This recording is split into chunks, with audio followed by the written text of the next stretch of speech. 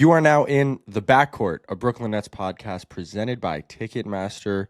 This is episode 24, and Sarah, Kustok, and I will be recapping another Brooklyn Nets season in the books. Sarah, how are we feeling?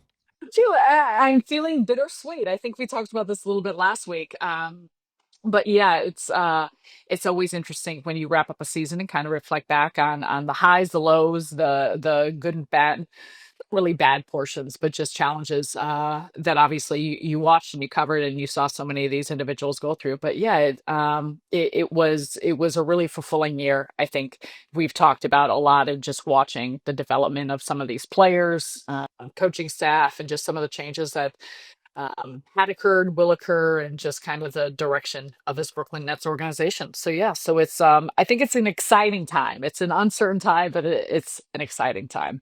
Yes, the Jordy Fernandez has mentioned it a couple times as this upcoming summer being the most important one of our lives, which I love.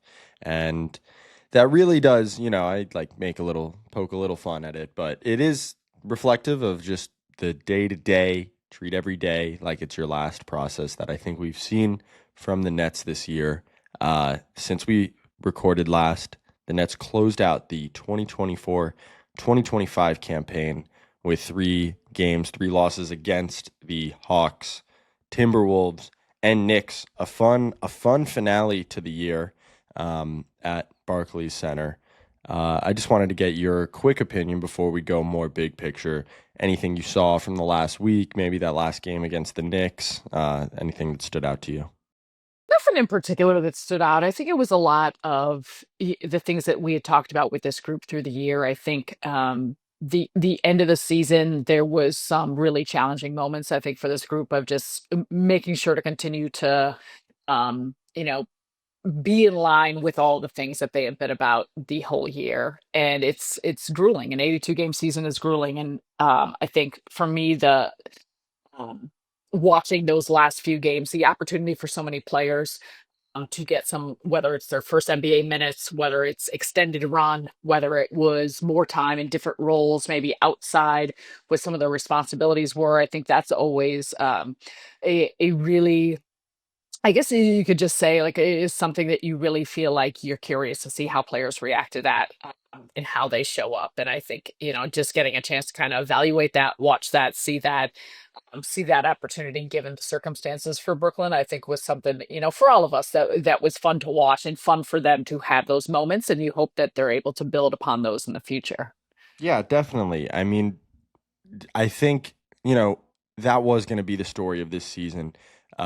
Exit interviews were on Monday, and there were some quotes from that I'm sure we'll talk about. But this was pretty much the sort of season that we expected, and I am curious as to your, evaluation of the season and what you just mentioned, maybe relative to your expectations. Like, is this kind of what you thought it would look like 6 months ago when we started, 7 months ago, or did things kind of jump out and leave you feeling surprised? That's an excellent question because I think it feels like there were so many iterations of the season, and I'm not even Hmm. sure what the expectations. I think it was very unknown going in. One, you had a new head coach and new coaching staff and Jordy Fernandez, so what the expectations were of what that may look like. Where the group would go. I think from the start of it, we understood that it was going to be in some sense a rebuilding year, but they exceeded my expectations. I think we may have talked about this, Lucas, very early on. Training camp impressed me so much. The organization, the Hmm. execution, the enthusiasm, a sense of purpose. Seeing guys with like real motivation and chips on the shoulder of what they wanted to accomplish. The level of belief of this group was to me something that I still like. I'll still get chills at certain moments of, and I know we'll get into it, but the early parts of the season are just what they were able to put together and how they played for one another despite so many different challenges of injury or trades or you name it. The uncertainty around a lot of parts, I love that about this group, and so in that sense, I think they exceeded my expectations of just this was I know it was a hard one, for what they endured at certain points, but it was a fun one just because they were inspiring in so many different situations or circumstances or games, and whether it resulted in wins or losses. But I think it's hard to evaluate it in a certain sense of expectations, because I think, there was moments that you wish probably went a different way, and then there was Hmm. others that I think they all gave us a lot of moments that we appreciated with how they were able to come together as a group, with so many different lineups, so many different players, so many um, different opportunities that were grabbed and taken hold of. And to me, that was the fun part of watching what this group laid, the foundation and kind of the identity that they laid early on. Yeah, and we talked about how their season really felt kind of segmented. They were, I think, 10-13. They were 9-10 early in the season, and they had gotten out to a really strong start on offense. They were a top half of the league offense, top 10 offense in the half court. For the first 2 months of the season, I'm looking at the stats here, up to the very middle of December, and then they make some trades. Dennis Schroeder, Dorian Finney-Smith, who I think, are no longer with the Nets, but are worth shouting out as to, the beginnings, I think, of their seasons. And from there, they kind of struggled that January period. There was a 2-15 stretch. And then they found the identity on defense. And when they started winning games in February and, around that All-Star break, they did it on defense. And so they won games in a variety of ways this year. They end up 26-56, but with a slightly better clutch record than that. So that was good for 25th in the league, but their clutch stats were 22-23 in terms of win percentage. So it all kind of evens out, the underlying metrics, but it's funny, you never really think of a season that way. You think of the wins that could have been losses, the big comebacks. We'll talk about our favorite moments, but some of mine were the West Coast comebacks. I got to be on the road for those. There's a 3-game winning streak in Sacramento, Golden State, and Phoenix, and all trailed by double digits, I think, except for the Phoenix game, but some major comebacks. There were a couple losses late. I remember the game against the Nuggets at home early, but kind of all evened out to a competitive season for the Nets. And I just kind of told you my favorite moments. That included Tyrese Martin dropping 30 in Phoenix, an incredible comeback led by Dennis Schroeder and others in Golden State. Noah Clowney had a breakout performance in that Sacramento win. So I want to ask you if you have a favorite moment, stretch, play, whatever from this season. Now I feel like it's repetitive given the fact that you just brought it up. But Mm, I don't think it's indicative of what that felt like, because that, if you remember that road trip, hmm. just right before Thanksgiving, the Sacramento, Golden State Sacramento, Right. Phoenix road trip, it was coming off of it started in Philadelphia, was the Mm, first game, and it was a very tough loss in Philadelphia. And I think leading up to that, whether it was wins or this group, it had such a excellent vibe and feel good about what they were doing and how they were starting to put things together, play for one another. I think at that point they really were exceeding expectations in the sense of like how many, whether it was actually coming away with wins or games that were very close, in their level of compete. And the Philadelphia one felt just grimy of like, okay, maybe it's they're not going to be able to put it together. Maybe some of those early wins, were things that you're not going to necessarily see consistently.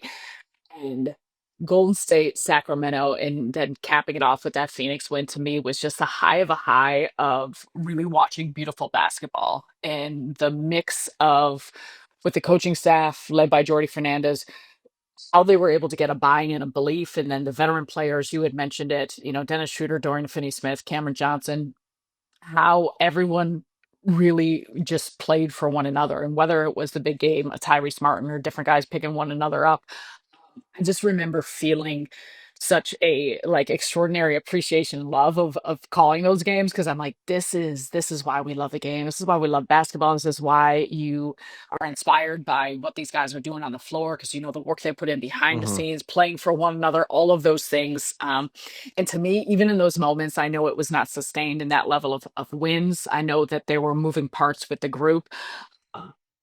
To me, that was the stamp this of if you want the culture for an organization, if you want foundation laid, like this is what it looks like. You're tangibly to me watching what it is you want your identity to be, and I think those guys put it together in such a really special way. um, and to me, there's still that's part of the bricks that you're putting down now that you hope will continue on in the future. And that stretch to me is something that will resonate and like continue to have me think about when I think about what this season was. Yeah, and it felt I'm glad you kind of brought it full circle because with the Philly loss leading into that road trip and then as you reflect on their season as a whole, it felt like Jordy Fernandez, who, this season was going to be about rookie head coach, wanted to see what you had. Um, it felt like he was able to enforce a standard because, team Vegas didn't pick them to win a lot of games. They weren't expected to, be very competitive, national media wise at all. And they started maybe a little hotter than expected. Were 6-9 and whatever, and they lose, like you said, that game to Philly, and it was just not acceptable because it was one of those days where they just didn't play well. They had a lot of turnovers in that one. Like the energy was down, and they respond with 3 straight wins and playing as hard as they had. And that it felt like that early West Coast road trip really, I know they had some wins before that, but really set the tone Yeah. for what this season would be. Like you had a standard and you were going to play to it. And, even through the end, like the guys that were on two ways or G League contracts or like Drew Timmy, not on the team, came in and embraced that standard. Obviously, the other moment we have to shout out is which was the other real win streak of this season, which in early February, beating the Houston Rockets at home, down 4 with like 7 seconds left, and Yes. hitting 2 threes back to back. I would say that was the loudest Barclays Center was this season. Were you in the building for that moment? Yeah, yeah, I was calling that game and it was incredible. It was Of absolutely course. incredible. Um, and it's wild. It's funny you said that. We actually just showed that on one of some of our end of year plays, best plays of the Mm-hmm. year. And yeah, the 6 points in 6 seconds. And Yeah. but but to your point, like that's what this to me, that's how I'll remember this group. Like there's words you say and there's cliches you throw out of like Right. until the final buzzer, never giving up and continuing to playing for one another. To me, consistently throughout, they exemplified that. I also wanted to ask because we've said it at the beginning of the season. I remember you saying it, where wins and losses, and they went 26-56, won't be the telltale sign of how this season went. Kind of unlike 2024, where they did go 32-50, and it felt disappointing that they missed the playoffs. This season, they go 26-56 and miss the playoffs. I don't think anybody is viewing that as a sign of distress. And so Jordy Fernandez started saying at the end of the year, these wins and losses that we're racking up aren't just on the scoreboard, not to take away from anybody's competitiveness. And but he said in his exit interview yesterday, we've got a lot of wins that what we consider wins from players getting better, right? So I'm giving you an example. I put Tyrese Martin in a tough situation at times. I put him at the point, and he ended up with an almost 2-to-1 assist turnover ratio. That's pretty impressive. Zaire shot, I think, his best percentage in the NBA from three at a little over 34. Jay Will almost 34. Noah and Keon turned themselves into big attempt shooters. Not exactly his words. So I wanted to ask you, what was a win like that? A nugget of development, whether it's team wide, individual wide, that stood out to you. I would more go team wide just in the Mm-hmm. sense of I think you can go down every single player and point to those type of things. I think in certain circumstances, everyone was asked to do maybe a little bit more than, Right. and I don't even want to say what, but more than what they were accustomed to doing, more Yeah. than what would be expected of them, more than and I think it was the idea of like to me the takeaway is like don't put players in a box. Don't look, and Mm. I think Jordy had said um alluded something of this of the players will show me what they can handle, what they can do. And I think for all of us, like it's easy to say, oh yeah, you want a season that you see growth. And But to that point, Zaire Williams, from what we saw from his time at Memphis, a former lottery pick, the 3-point shooting, having always been the fact that he took that on and he went there, there was different points throughout the season where those type of shots he was making or the stretches he was on, the level of confidence added on to the other things. Tyrese Martin, you said it like I think people just assume, well, yeah, you're playing an NBA play. Yeah, you bring the ball for your initiating offense. What's the difference? There are certain roles and certain things being asked of players um, that I think just for all of us watching, like you don't fully understand some of the challenge that presents. And then when players do it, the expectation of how they should be able to handle it and what they should do consistently with it. I think we talk a lot about Cam Johnson and the season that he had, a career year. Like to me, there was things about his game and how he played. And I don't even know if you want to call it development or growth, because I think he had it in him, but the opportunity to showcase with an added responsibility in so many different areas. And it wasn't just to me, like it wasn't just about his growth in his game in a more, complete way of what he was as a facilitator and what was happening defensively and obviously the 3-level scoring. But just like as a leader, like to me, he grew we watched him in his leadership role of not just having to be by example and a vocal leader, but he took Yeah. on that role. And then D'Angelo Russell coming back. I mean, I know I'm going through a lot of guys, but I think you can go player by player. And you saw ways that they were able to expand their game and expand it outside of what you saw early on. Noah Clowney being another one of those guys.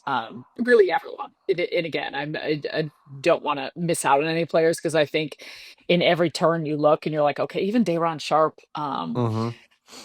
Again, now I should have kept it as a team, but No, like I'm you said, glad you you start mentioned. you start thinking about players, and I think about what Dayron did, and dealing with some injury earlier. But then when he was Right. healthy and he was playing in different moments that he was asked to do a whole lot more, or when he got a start, or just the way in which he felt like things were starting to click a little bit more. The game was slowing down some, and how he was playing roles and situations he was playing in on both ends of the floor. That's my long-winded way of saying that's fact. Like guys taking jumps, guys developing. Those weren't just words that you talk about in a season that the win-loss record isn't what we've seen in the past. Like there was a real growth, and I think that's something that you should count absolutely as a success. The crazy thing is, before I get to that Jordy quote you alluded to, Dayron said because of his early season hamstring injury, he said he never, in his exit interview, he said he never really got back to the playing weight shape that he was at last season, what he considered ideal, which is crazy to me considering how often I've talked about his improvements. So you can only imagine what a healthy offseason and Exactly. just year 5 will do for him. He'll be 24 next year. Um, and the Jordy quote you mentioned, which I really liked, he said it at the beginning of April. I asked him kind of about a general just philosophy question on long-term player development, and he said, I think there's a good balance between what coaches plan for a player and what a player can show you that he can do. When you give a player minutes, sometimes you may see it in different lineups, and then you maybe get to run a play for him that maybe in a different situation you wouldn't, and then he shows you things that you wouldn't know that he can do, and that's always a positive. If they show you whatever they got to show you, then you have to learn from it as a coach, and then probably put it in the development plan too. End quote. That's just a really interesting and kind of revealing, um, quote from Jordy. And I think we saw it a lot this year, like Tyrese Martin. Maybe his NBA future is kind of more so as a ball handler than just purely like an off ball wing. Maybe Noah Clowney is going to shoot 10 threes per 100 possessions and draw all these closeouts.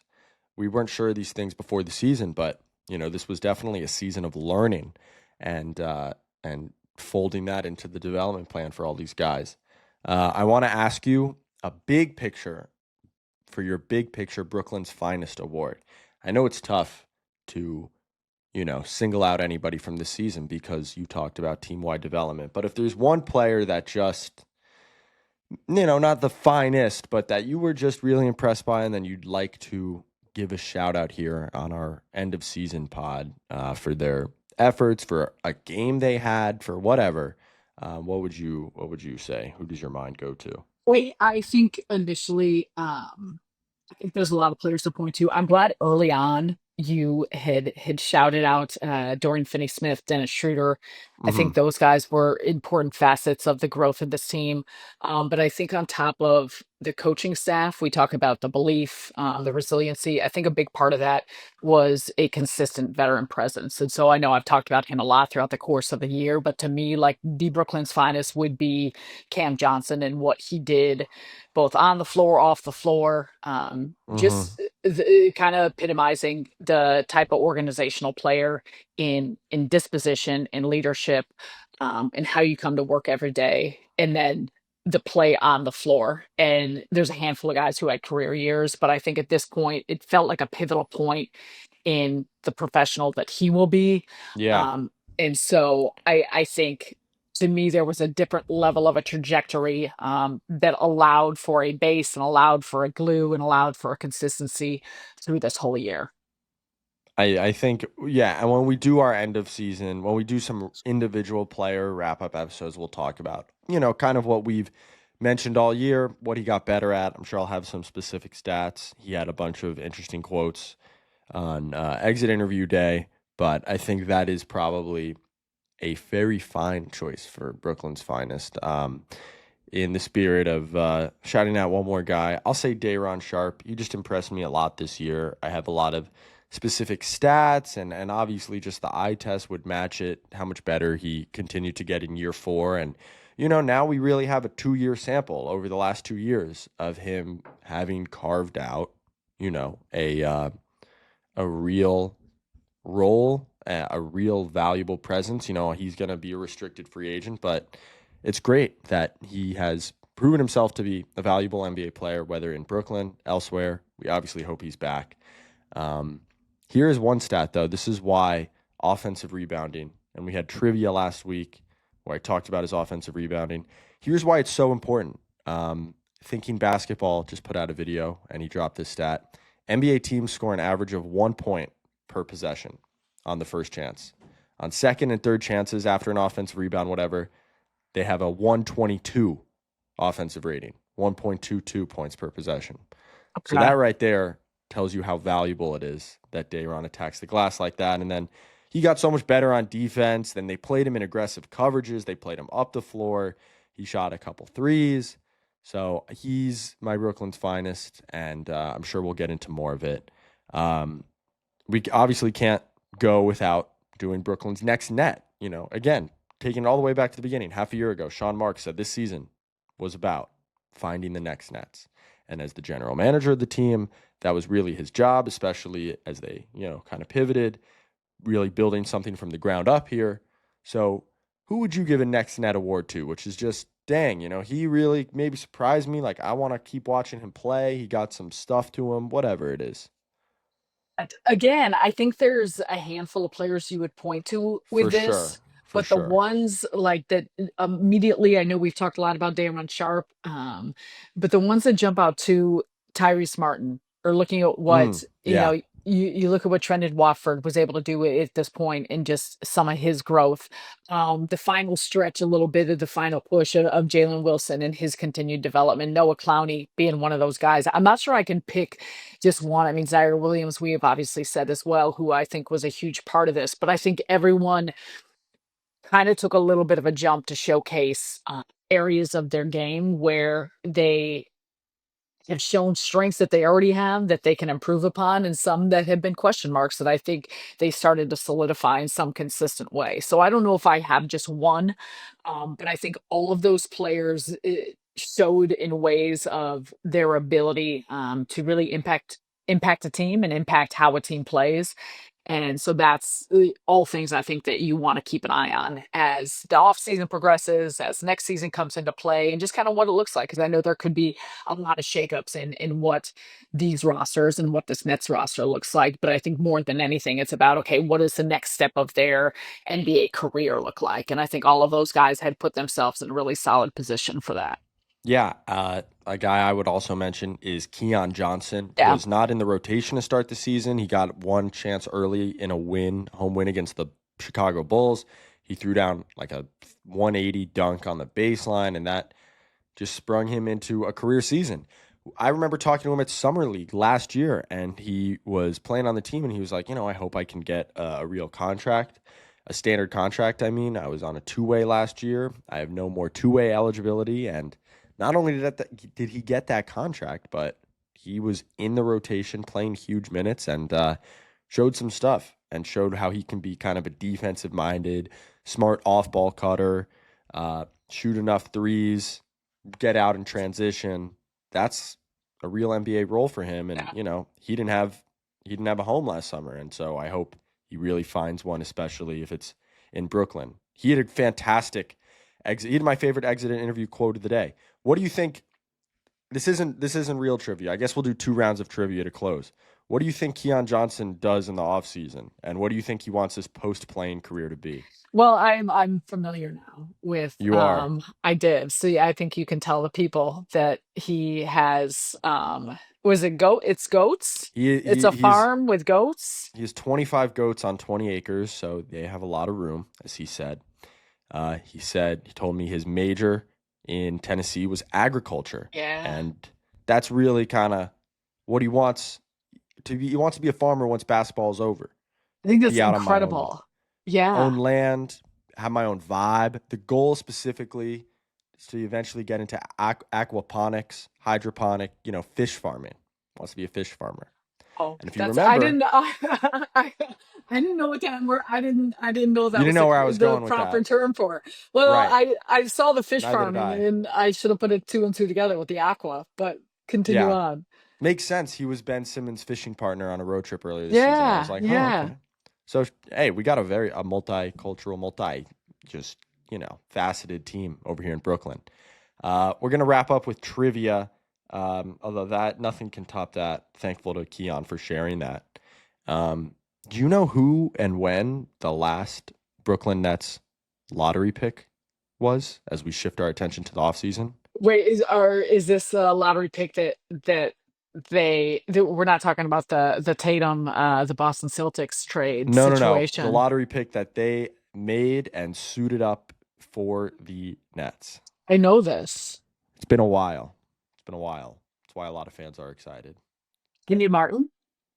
No, not quite that long. It was another power forward, though. Big. It was Derek Favors. Coleman. Oh, I should have remembered that about Derek Favors. I know. So now I'm going way back. Okay. That is 15 years. It is the longest streak in the NBA currently between lottery picks. The Nets have obviously been in the playoffs a lot of times, and they've also had to trade some picks to build those teams. So the next date Nets fans should be looking forward to is the draft lottery on May 12th. We got the NBA draft after that. And we got a whole offseason full of free agents, trades, I'm sure, whatever. Sarah and I will have you covered. I'll have you covered. I'm sure we'll have some Nets film focus episodes on end of season, trends and guys that really took a step up this year. As Sarah and I alluded to, there's a lot of them. Just thank you guys for rocking with us all season long. Thanks to Sarah, who has a lot less free time on her hands than I do, but made this podcast possible, which was awesome. Thanks to everybody who edited the clips, got us together. Yes. They know who they are. Brooklyn Nets social content team, best that there is, best in the business. They know who they are. Oh, and do you want to shout out Frank DeGrace? He had his last game as Yes Network producer of Nets on Yes. On the season finale. Sarah obviously worked with him pretty closely. Want to end with a shout out to him because he's been a pretty integral part of the Nets for the last quarter century. Hugely integral. He's got behind the scenes, and he's gotten a lot of love. And deservedly so. 26 years. Yeah, no. Best of the best. He's moving on to run things over with NBC, with NBA on NBC. So yeah, but he's going to be dearly missed. But his presence and just everything that he has put forth towards the Brooklyn Nets, towards the Yes Network, all of that, of course, will still be a part of all the broadcasts and everything that we do. So yeah, he is beloved, no question. Not a goodbye. It's a see you later, and we will see you pretty soon. The Nets have a very busy offseason, as you all know. But this has been The Backcourt, a Brooklyn Nets podcast presented by Ticketmaster, regular season edition. Obviously, we have stuff coming, but we will have more Thank you guys for listening this season to this episode. Like, rate, watch, subscribe, all of that good stuff. And it is time for the off season. We will see you guys next time.